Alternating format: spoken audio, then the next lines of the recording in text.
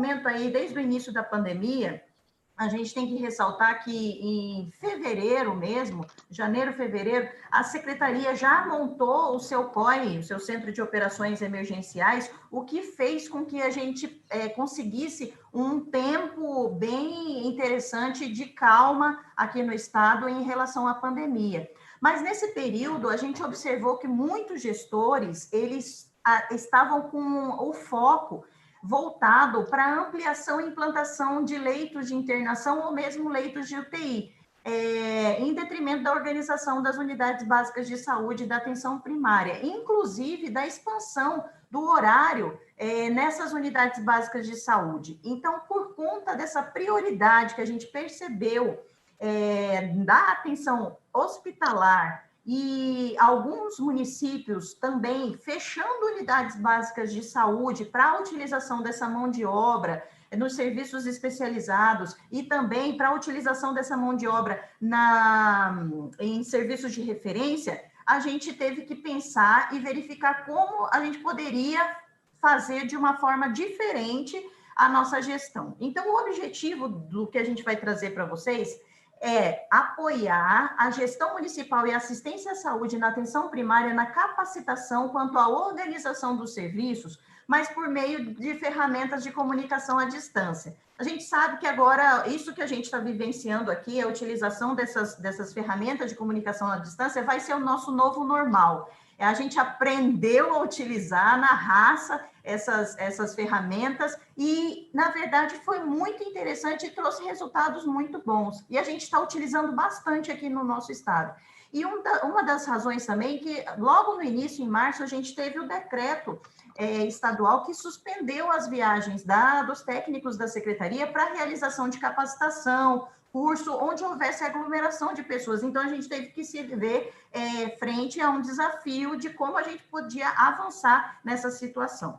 Enfim, Mato Grosso do Sul, eu trouxe aqui alguns dados, só para vocês terem ciência. Esses dados são do dia 22, né? Então, são dados de ontem. A gente hoje tem um número aí de 18.800... Hoje não, gente, ontem. A gente teve um número de 18.889 casos confirmados, né? 12 mil já estavam em recuperação, e de internação a gente está numa situação complicada. A gente tem 366 casos internados, e nessa tela abaixo, a gente vê que 94% dos leitos de uma das macro-regiões, que é a macro-região da capital, a gente já está com 94% de ocupação.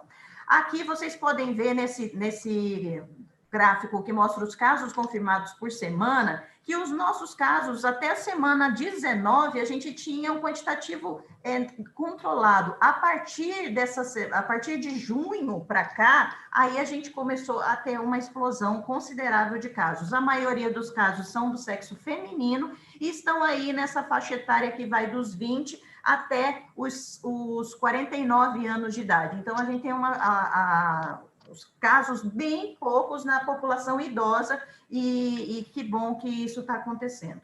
Bom, por conta de toda essa situação, né, que a gente vivenciou em relação à atenção especializada, a necessidade de capacitação dos profissionais, em relação ao desconhecimento da gestão, dos profissionais, dos protocolos, e de como organizar o serviço, a gente sentiu a necessidade de realizar reuniões, mas reuniões à distância, através de uma plataforma de comunicação à distância, salas de reunião, e nós fizemos um agendamento com todas as nossas micro-regiões, especificamente com cada micro. E nessa micro-região, a gente teve apoio aí da vigilância, o pessoal aqui da Coordenação de Ações em Saúde, que mexe com as áreas estratégicas, com a atenção primária, e a pauta era a apresentação do protocolo de manejo clínico, que é a versão 9, né, do Ministério da Saúde, e também o guia orientador para o enfrentamento da pandemia na rede de atenção à saúde, que foi elaborado aí pelo CONAS e CONASEMES. E tudo isso, e também a gente trouxe a abordagem da pandemia no sistema prisional. E a gente convidou os coordenadores municipais de atenção primária, de vigilância em saúde, os representantes das categorias profissionais e os responsáveis pelas áreas da atenção e da vigilância, para que a gente pudesse fazer essa discussão ampliada com cada micro-região de saúde. E também a gente lançou mão de uma outra ferramenta, também através da comunicação à distância. A gente pegou um município que era o epicentro da pandemia aqui no estado, e a gente desenvolveu, juntamente em parceria com a Secretaria Municipal de Saúde, a gente desenvolveu webs, reuniões individuais para cada equipe de saúde da família naquele município, para que a gente pudesse ter acesso diretamente a esses profissionais. Por quê? Porque muitas vezes a gente chega na gestão, mas a gestão tem muita dificuldade por inúmeras razões, por falta de recursos humanos, por essa sobrecarga de trabalho. É difícil chegar exatamente nos profissionais, e a gente queria isso, tinha o objetivo de chegar diretamente nos profissionais, e a gente fez esse agendamento aí nesse município, e essa web reunião, a conversa já era iniciada com um questionamento norteador de como é que a atenção primária estava organizada nesse município.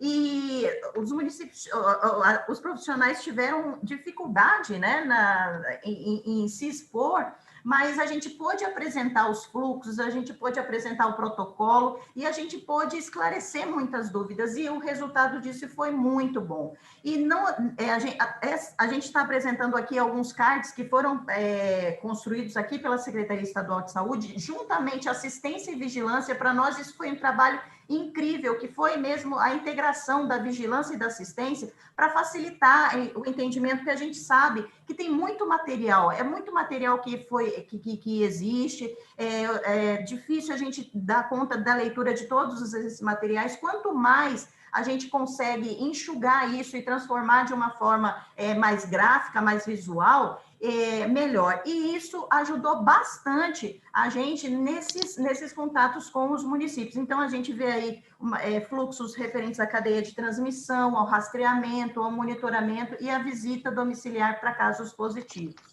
A gente também elaborou vários materiais, né? Tem um material aqui do COI, que é o nosso Centro de Operações de Emergência. Todas as nossas notas informativas estão consolidadas num manual, né? E a gente tem a nossa nota informativa, tudo isso está disponível nesse site que a gente disponibilizou aqui. Se vocês tiverem interesse, vocês podem entrar, que vocês vão encontrar muito material. Também a gente tem várias webs, a gente aproveitou bastante o Telesaúde para desenvolver webs sobre cada assunto específico, sobre o idoso, sobre a pessoa com deficiência, sobre o autismo, sobre o luto, a saúde mental, a alimentação adequada, o trabalho no território. Então, vocês estão vendo aí diversas banners, né, de convite para todas essas web aulas. E finalizando, então, a gente conseguiu enxergar o fortalecimento da APS, né? A APS, ela é a porta de entrada, ela é fundamental, ela tem que ter esse atendimento resolutivo, e a longitudinalidade e a coordenação do cuidado é da APS, e a importância fundamental da APS nesse jogo todo, né? E a capacitação e definição das atribuições dos serviços da APS dentro dessa rede de atenção à saúde, e com isso a gente pôde construir e fortalecer as ações para promover a integração dos serviços de APS e de vigilância em saúde. Enfim, a gente só quer agradecer muito a participação de todos os profissionais aqui da Secretaria Estadual de Saúde, que em conjunto a gente conseguiu aí alguns resultados positivos, que até ontem o nosso estado era o último estado do país em número de casos e em número de óbitos. Hoje a gente já não é o último estado em número de casos, mas em número de óbitos a gente ainda mantém nesse patamar.